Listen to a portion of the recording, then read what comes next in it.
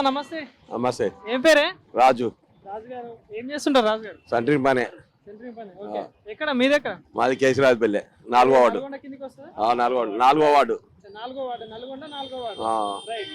అన్న మరి కాంగ్రెస్ ప్రభుత్వం వచ్చింది. సో మరి నల్గొండకి కాంగ్రెస్ పార్టీ ఎమ్మెల్యే గెలిచిండు కోమటిరెడ్డి గారు, మంత్రిగా కూడా పదవి వచ్చింది. సో పాలన ఎట్లా అనిపిస్తుంది?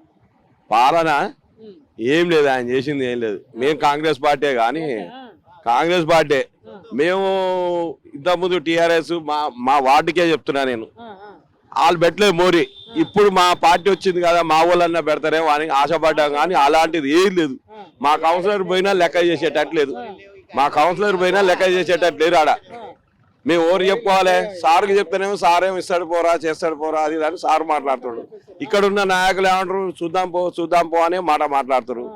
ఇక నెల 20 రోజులు అయితే అయిపోతుంది, ఇక కౌన్సిలర్ కూడా అయిపోతుంది. ఇంకేముంది, మళ్ళీ ఎలక్షన్లు వస్తున్నాయి ఇక దాంట్లో అంతే కదా. ఇక అంతే.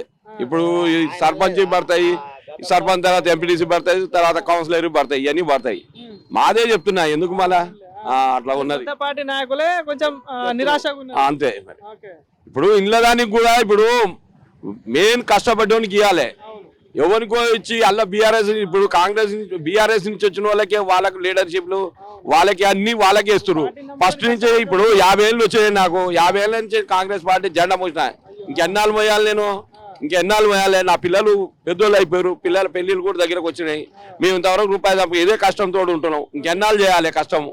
ఇంకా లీడర్లు మీరే జేవులు నింపుకుంటారు, అల్ల నుంచి ఇళ్లకు ఇళ్ళ నుంచి అల్లకు చంపుకుంటారు, మీరే సంపాదించుకుంటారు. వాళ్ళే పెద్దోడే బతుకుతాడు అంతే. అదే పెద్దోడే బతుడు, చిన్నోని న్యాయాన్ని తొక్కి పరేస్తారు.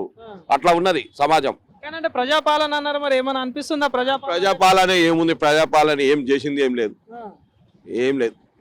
మా అంటే బస్సు పెట్టిండు, కరెంటుది అదొకటి అయింది, గ్యాస్ అయింది, 3 అయినాయి. ఆ 3 అయితే కరెక్ట్ అయిపోయినాయి, అంతే అయిపోయింది. కరెంటు మిగతా సంగతికి అది పెట్టిన ఏం లేవు, ఏం కాలే.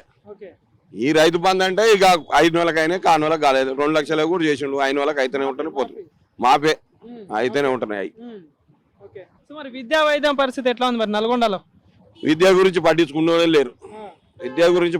వాళ్ళు లేరు. మా పిల్లలు కూడా పెట్టలేదు. నేను చెప్తానంటారు కదా, మా పిల్లలు కూడా చదువుకో, ఒక ఆమె బీఈడీ చదివింది, మా వాడు బీటెక్ చదివాడు, పెద్ద ఆమె నర్సు చదివింది. ఇంతవరకు పెద్ద చదువులే చదివించాడు. ఇంతవరకనే ఎవరికి ఉద్యోగాలు వచ్చాడు. 10 ఏళ్ల నుంచి ఆయన ఏమీ వేయలేదు, ఈయన కూడా ఏం పట్టించుకుంది లేదు. ఏడాదికి 2 లక్షల ఉద్యోగాలు అన్నారు కదా, ఎక్కడికి 2 లక్షలు ఇచ్చేటట్లేదు, ఏది ఇచ్చేటట్లేదు.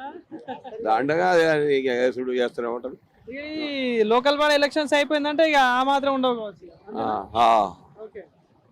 అంటే కొంచెం నిరాశతోనైతే ఉన్నారు ప్రజలు. నిరాశ కాదు, మాదే చెప్తున్నా. మా వార్డు కనీసం ₹1 మా వార్డు కౌన్సిలర్ నడితే ₹1 అయితే అన్నాడు. ₹1 నువ్వు ఇవే చేస్తా అన్నాడు. నేను గెలిపించినాన్ని, నిలబడి గెలిపించిన, 3 నెలలు కష్టపడి గెలిపించినాం. సార్ దగ్గరికి పోతే సార్ ఇస్తా అన్నాడు. ఇక్కడ ఉన్న లీడర్లే అటు ఇటు చెప్తున్నారు. ఏం చేయాలి ఇప్పుడు?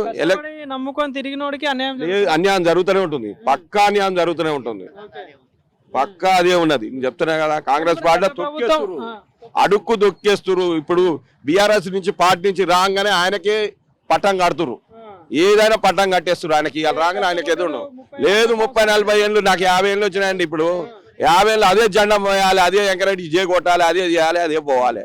ఎలక్షన్ వచ్చినా మేమే కొట్లాడాలి, ఏది వచ్చినా మేమే కొట్లాడాలి. ఇదంతా మరి ఆయన దృష్టికి పోతుందా? ఇదంతా తీసుకెళ్తున్నారు. పోవట్లేదు. చోటే నాయకులు మొత్తం ఇవన్నీ నిక్కడ కొక్కుతురు. సార్ అలాంటి వాడు కాదు, చెప్తున్నా కదా. మరి అంటే దీని ప్రభావం అయితే వచ్చే ఎన్నికలు ఉంటది, దెబ్బ పడుతుంది. థ్యాంక్ యూ అన్న. రైట్.